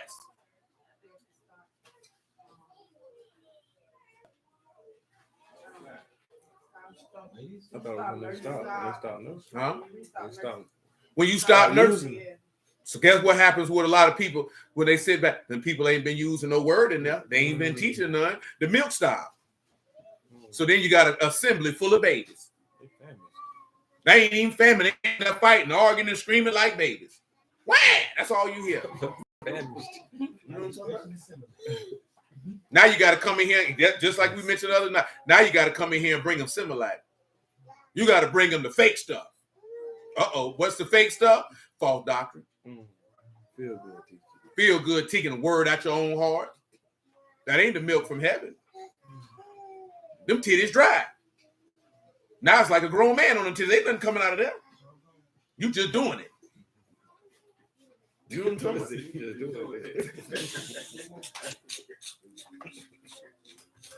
Come on, man. 1 Corinthians 3:3. It says, for ye are yet carnal, for whereas there is among you envying, strife, and divisions. Are you not carnal and walk as men? For while one said, I am of Paul, another, I am of Apollos. Are you not carnal? That's what a lot of brews like to say. I'm a Paul. I'm of this congregation. Let me tell you something real, man. I don't care which Hebrew don't like it. If you got to lead by which congregation you about, and your congregation is that there and the third, you carnal and you going to hell. Because no spiritual man would dare do anything like that.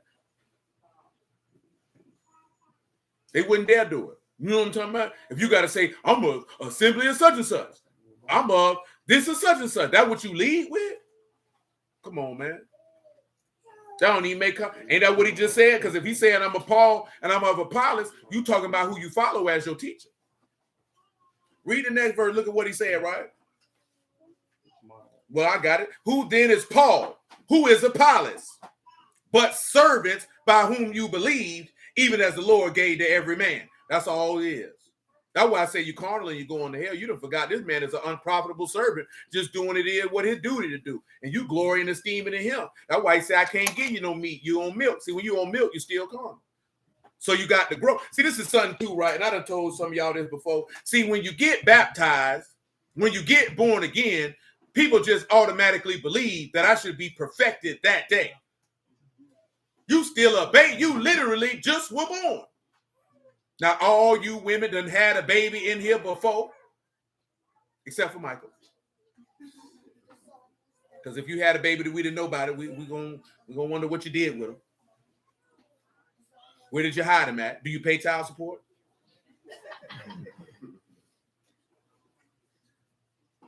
And all of y'all know when that baby came out that womb, and they well after clearly because y'all probably were in a great level of pain. You know what I'm talking about?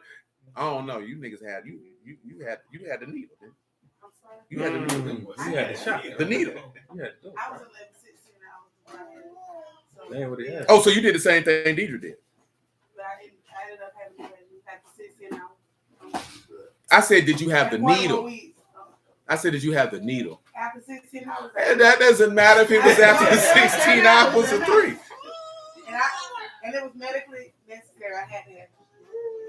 I mean, ain't nobody knocking nobody for getting the needle.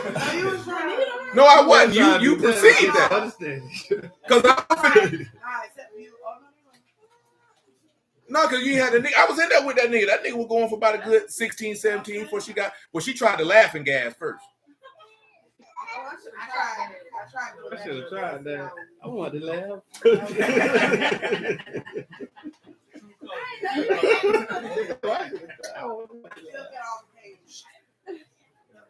So yeah, I mean, I understand. I mean, D was in labor for about 48 hours. Only reason she didn't have it vaginally because Joanne decided that I'm not moving. But I would more so tell them I know that helps blunt the pain. Yeah, it does. I'm at shoot. Mine didn't work on one side. Damn. Still messed up. Yeah. I don't know nothing about no needle.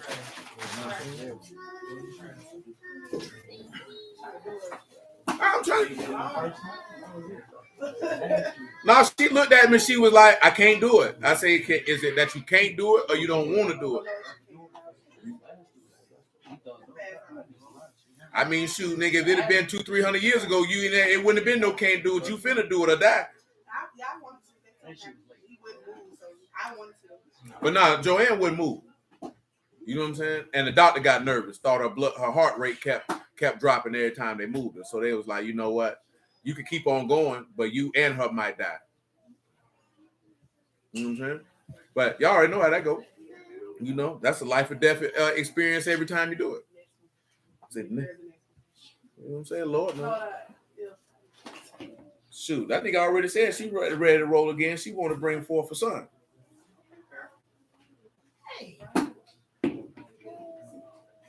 You know what I'm talking about? But when you sit back and look at that, right? When you lead with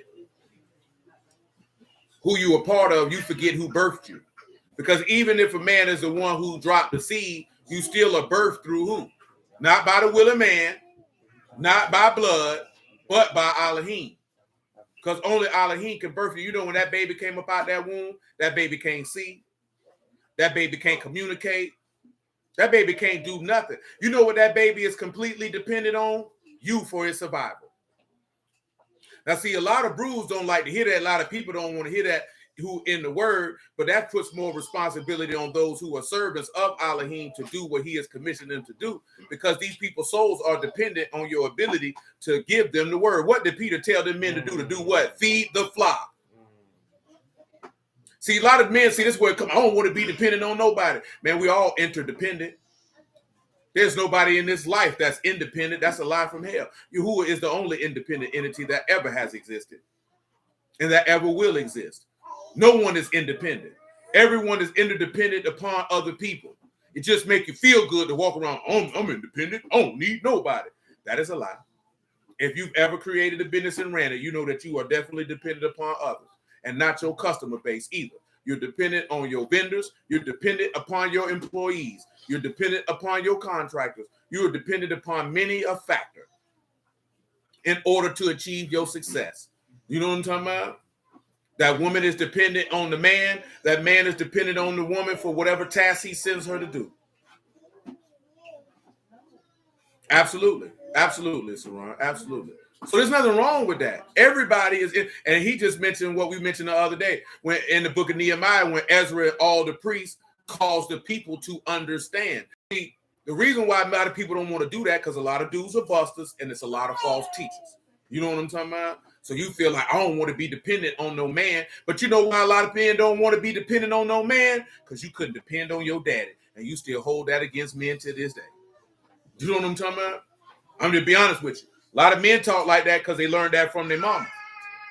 Some of y'all mamas might have told you, don't never depend on no man, baby. You can't depend on no man. See, that's a woman who was bitter and miserable in her own self. You know the funniest part? The women who tell you not to depend on no man be the women with the most dependable men you can find. Ain't that about a hoe? You know what I'm talking about? It ain't like she got some bum that ain't doing nothing. She got a man pay all the bills, come through anytime she need him, then look at her daughter and say, baby, don't depend on no man. You know why your mama tell you that when she talk like that? Because she really feel like she's shackled and burdened, and she want to be free as a dove, to live life on her own terms and she pleases. But she knows she can't survive. She knows if she start flapping, she going to fall out the sky, and the vulture's going to get her. Eat her alive. She already know it. So she sit her behind right here feeding you feminist propaganda to make you feel like all men are idiots and undependable so you can go out here and ruin your life. You know what I'm talking about? So you can be miserable on the inside like she is. See, it's not the point that men aren't dependable. It's the men you're picking that ain't dependable. That's the problem. So get what? She done painted this picture of men, and then maybe she procreated with an undependable man. So now the son grow up believing all men are not dependable. So then when he got to get in the situation where he got to depend on another man, he can't do it. Now, one thing I can say, and dudes might have a thing with your mans in Tennessee, but one thing I know, because y'all boys know when you in the army, if you grew up and you couldn't depend on no man, when you get in the army, you learn real quick that depending on another man is the key to your survival, and you have no problem with it for the rest of your days. You know what I'm talking about? Because the military teach it to you quick. You're going to have to be able to look and know that I got to depend on this man to the left of me and to the right of me. I got to rely on him. You know what I'm talking about? Absolutely. I already know, because you got to have that mindset. I got to depend on this. I can't look at him and be like, I can't depend on this man. I'm going to die. He going to die. Everybody going to die. You know what I'm talking about? So when you come from that environment in the military, you know what I'm saying? And you come out and then you begin to interact in the civilian world, you don't look at it like, I ain't dependent on another man. You've already been trained to understand the importance of being dependent on one another. Knowing that he got a job that I rely on him for. I got a job that he rely on me for.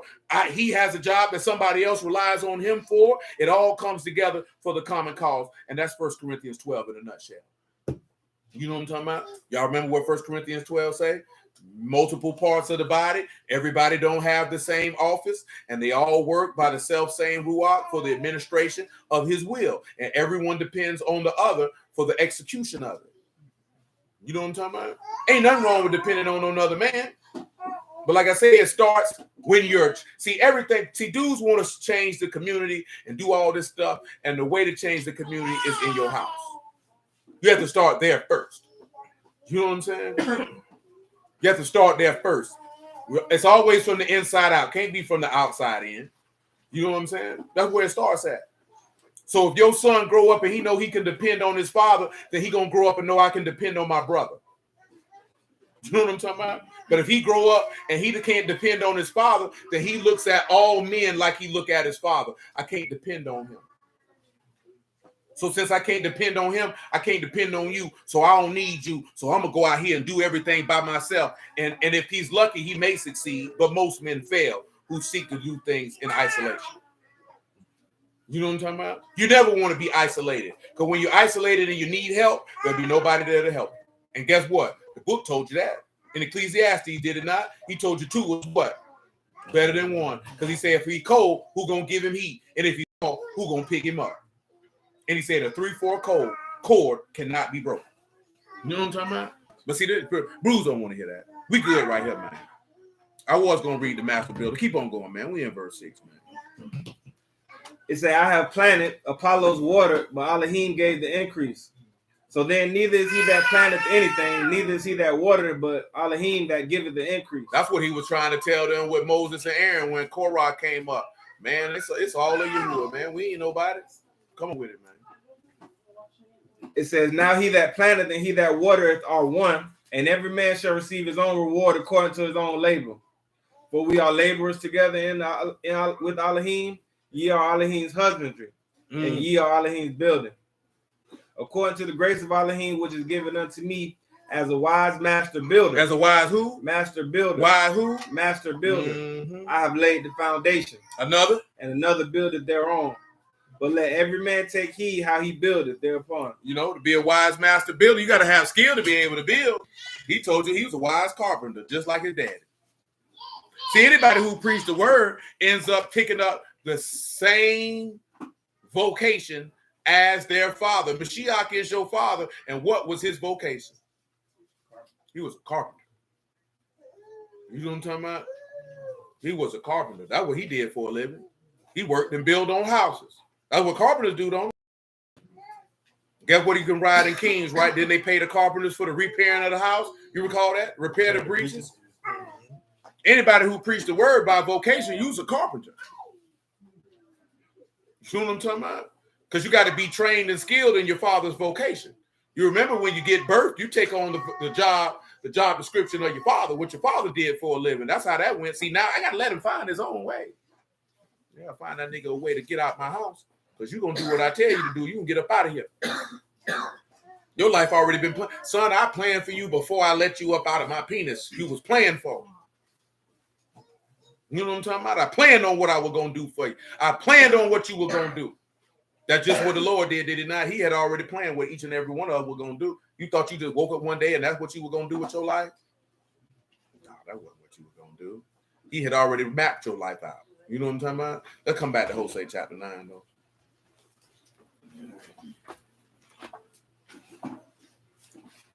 We at least got to read the part with the dry paths because we got to get out of here. I got you, man. We are in verse 12. He say, though they bring up their children, yet I will bereave them. Remember what that bereave meant? That meant untimely birth, miscarriage. And there shall not be a man. Yea, woe also to them when I depart from them. Ephraim, as I saw Tyrus, is planted in a pleasant place, but Ephraim shall bring forth his children to the murderer. Give them, O Yahuwah, what will you give? Give them a miscarrying womb and dry breasts. All their wickedness is in Gilgal, for there I hated them. For the wickedness of their doings, I will drive them out of my house. I will love them no more. All their princes are revolters. We talked about revolters the other night in Jeremiah 6. Do you recall? Let's look at miscarrying. Let's see what word we have there. The same word that we had before. Shakol, this is to be bereaved, to show bareness, an abortion, to miscarry. Dry breasts. Dry is samak, sod, meme, and kuf. Give me what you got. It's the shrivel up of a woman's breasts.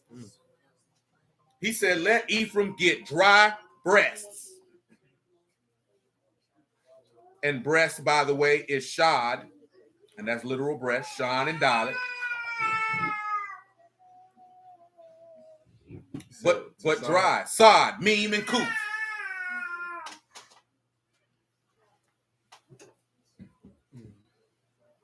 Muffin man. Ain't nothing wrong with you, muffin man.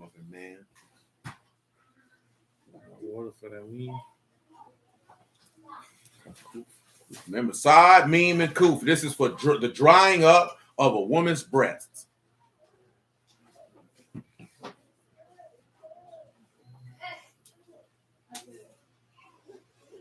That's the final pull to chaos.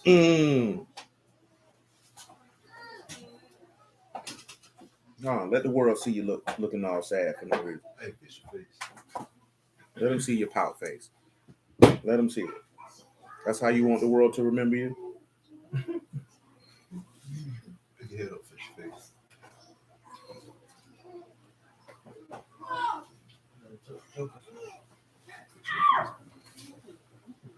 The way of chaos is finished. Yeah, I want to say the final way. Go see your father. The final way to chaos. The final way to chaos. It's a passage in Proverbs that pertains to this. Who can tell me what it is? We talking about dry breasts, and milk signifies the word. And if the breasts are dry, what passage in Proverbs would signify this?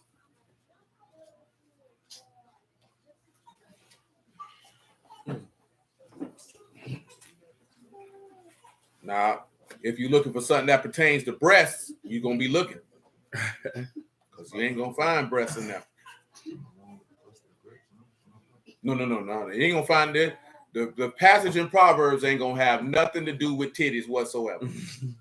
Breast to see. No grapes, no references to titties at all. Saran's got the snare that caused the blood of the last Adam.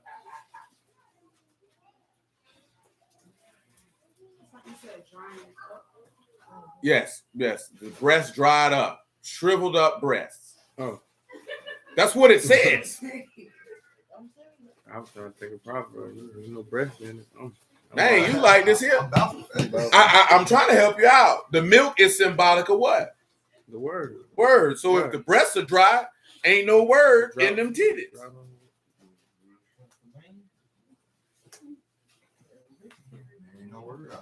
How do y'all breasts shrivel up when the milk go out?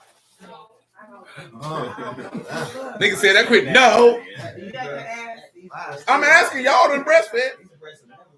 That nigga said these breasts are never flat. Who said no like that? Felicia said so. They would say no, they don't. They say they don't dry up. They say hey.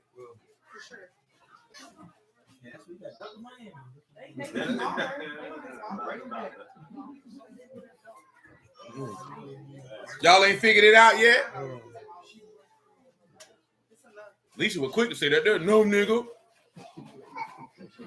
I ain't go down on no size B cup. Them niggas took offense to that. I just asked the question. No, they just get saved. No. And then the older you get, No, they sad because you niggas don't go in there and do no pectoral flies. Right. You know what I'm saying? Gotta come in there and do your flies. Do your decline bench press, you know what I'm saying? To naturally lift your breast. See, it's techniques for that. But you niggas want to watch TV and eat ding dongs and ho-ho. Ice cream, cookies, Debbie's.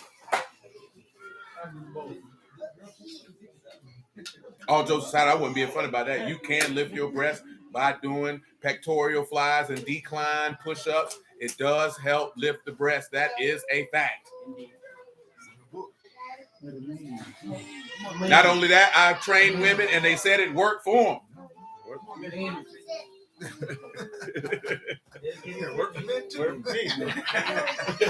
Oh, they do it, especially if you got men who overweight. The decline, let me tell you something, right? All jokes aside, the decline bench press is the best bench press to do out of the three, in my personal opinion. You know what I'm saying? Because when you bring the bar, it's at the lower base, right here under the sternum. You know what I'm saying? You can actually load it. You're at a mechanical advantage. I mean, load it with more weight. And when you do this here, here's the outside part of the chest a little bit, and it will take for a woman, and it will help in lifting the breast. The doggone, what you call that jump?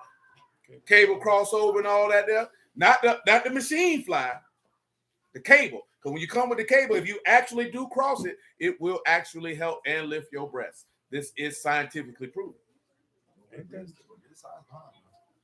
Yeah, this ain't no bro science. This is exercise science. Research. Yeah, I know. You know what I'm saying? I studied it. You know what I'm talking about?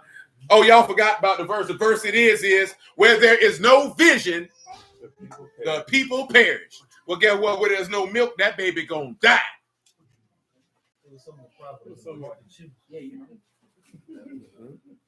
But I don't think it's that many proverbs that dealt with the absence of the word. But I told you the milk was symbolic. I gave you information to take you away from the titty. See, y'all focus on the mammary glands. We was there, then you took it somewhere else. You know what I'm saying? You had to get your mind off the mammary glands. Because some of y'all like to say, as soon as it's Sabbath over, I'm going to see me some. All this talking about mammary glands. I'm going to see me some Sunday night. You know what I'm saying? Some milk and cookies. Get the cookie to the cookie, get got. I like cookies. I was like this here. I think I better stay away from my cookies. I'm tired.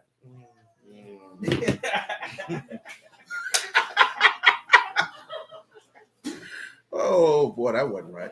Hosea 9:15. All their wickedness is in Gilgal. We read that one before. Ephraim is smitten. This is verse 16. Their root is dried up. They shall bear no fruit. Though they bring forth, yet I will slay even the beloved of their womb. My Elohim will cast them away because they did not hearken unto him, and they shall be wanderers among the nations. Now, when you turn around and you dealing with milk, again, this is for the purpose of maturation. To get you to full age, you need the milk to be able to grow. Remember what he said, they wouldn't hearken. Remember, we started talking about stuff where he said he'd give you over to your heart's lust, turn you reprobate, because you don't like to retain his word and your knowledge. That means you don't like to, how you hungry, but you won't go to the breast. See, that don't even make any sense. Because guess what, right? What is that Psalms 81 say? He say, open your mouth wide and he'll what? Fill it. He gonna feed you. A lot of people don't want to be fed. But we're gonna stop right here for now, because we're coming back in a couple hours. So hallelujah for Yahushua and the word. I appreciate y'all time this afternoon. We're gonna crank this back up at 8:30 p.m. We got to get ready to do immersion. That's why we cutting out of here a little sooner than usual. So get praise to Elohim that more souls will be added unto the house of the Lord. Let Yahuwah be esteemed, that souls will be added to the Lord. And I appreciate y'all, love y'all.